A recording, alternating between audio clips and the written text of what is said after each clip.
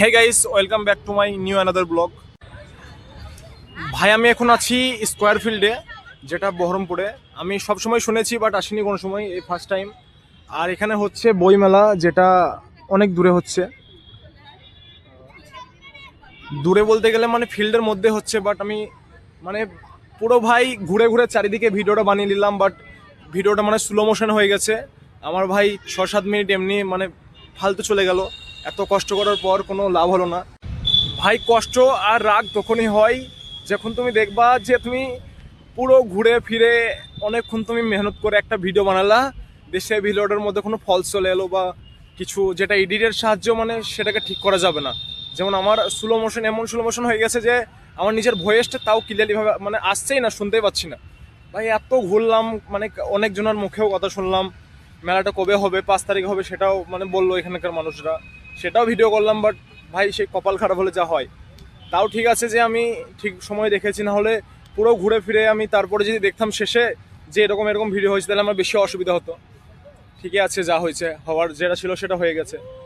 আমার ভাইরালটাকে লাগিয়ে দিলাম, মানে স্কোয়ার ফিল্ড চারিদিকে পার্ক, এটা সেটা সাইডে লাগিয়ে দিলাম। লাগানোর মানে ওখানে আমি মামলার আর টুপি এনেছিলাম, সেটা ঠান্ডার জন্য এনেছি, কারণ সন্ধে হয়ে যেতে পারে বাড়ি যেতে।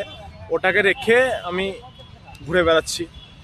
তোমার ভাইরালকেও রেখে দিয়েছি, আমারও ভাইরাল, তোমারও ভাইরালকে রেখে দিয়েছি, এবং আমি ঘুরে বেড়াচ্ছি একাই। স্কোয়ার ফিল্ডটা ভাই আমার সেরকম ভালো লাগলো না, বাট এই জায়গাগুলো ভালো লাগলো যেগুলো গার্ডেন করা আছে। আর এখানে কেন ভালো লাগলো বলছি, মানে দেখাচ্ছি তোমাদেরকে। এই যে দেখতে পাচ্ছ, মানে চারিদিকে গাছে পাখির বাসা করা আছে, যেগুলো ভাই খুবই ভালো কাজ করেছে এখানকার মানুষরা।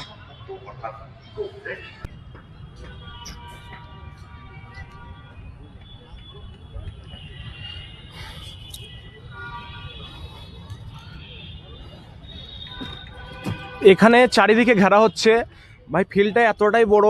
এই মেলাটা মানে যেটা বই মেলা 5 তারিখে চালু হবে, মেলাটাও অনেক বড়, চারিদিকে ঘেরছে।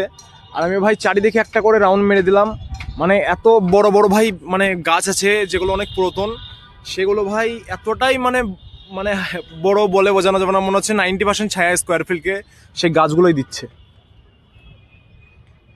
আর তার সাথে একটা আফসোস যে মানে 5 তারিখে যেদিন মেলাটা চালু হবে সেই দিন যদি আসতাম তাহলে ভালো হতো। আমি শুনেছিলাম বই মেলার নাম সবসময়, বাট এখানে হয় বহরমপুরে স্কোয়ার ফিল্ডে, সেটা আমি জানা ছিল না। স্কোয়ার ফিল্ড থেকে ঘুরে চলে এসে একটু এলাম মানে মোহন মলে, এখানে লাঞ্চ করতে এলাম, খাবার খেতে এলাম এখানে। বাট আমি ভেবেছিলাম ব্লগিংটা পুরোপুরি করবো, বাট এখানে আমাকে এসে করতে হচ্ছে, মানে এত মানুষের ভিড়, একটু লজ্জা লাগছে সেজন্য।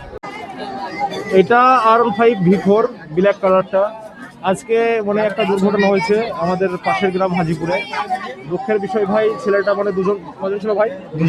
দুজন ছিল। একজন স্পটে রেড হয়ে গেছে, আর একজন সে কোথায় আছে, তার অবস্থা খুবই সিরিয়াস ভাই। দেখো বাইকটার অবস্থা কিরকম, চাকা পুরো শেষ, মানে কিছু নেই, গাড়ির অবস্থা পুরো ভেঙে হয়ে গেছে। সামনের দিকে অনেক ভিড় আছে, সেজন্য দেখাতে পারছি না।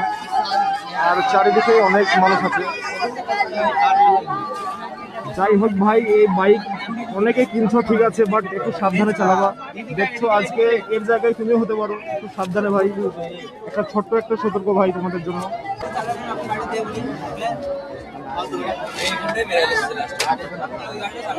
এটাই ভাই হ্যাপি মাল একটা, সেটাও দেখো ঢালাই যেটা, সেটাই ভেঙে গেছে মেন। এটা অনেক হ্যাপি, অনেক ভালো এই জিনিসটা। এই জিনিস ভেঙে গেছে মানে বুঝে নাও ব্যাপারটা ব্যাপার।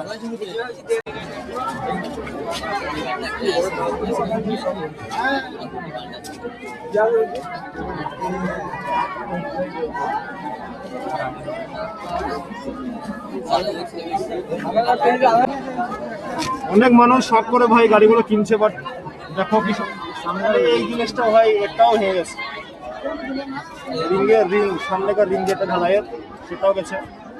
কিছু নেই, গাড়ি যা হয়েছে হয়েছে ভাই, কিন্তু সেই মানুষটাই চলে গেল যে বাইকের ওনার ছিল সেই।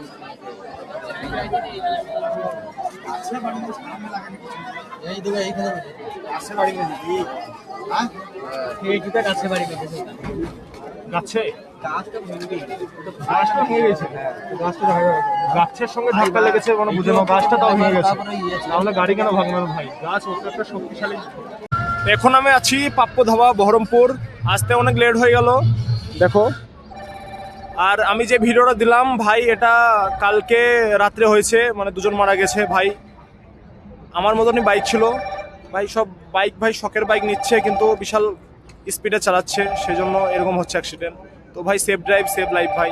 চলো, thank you for watching, tata by.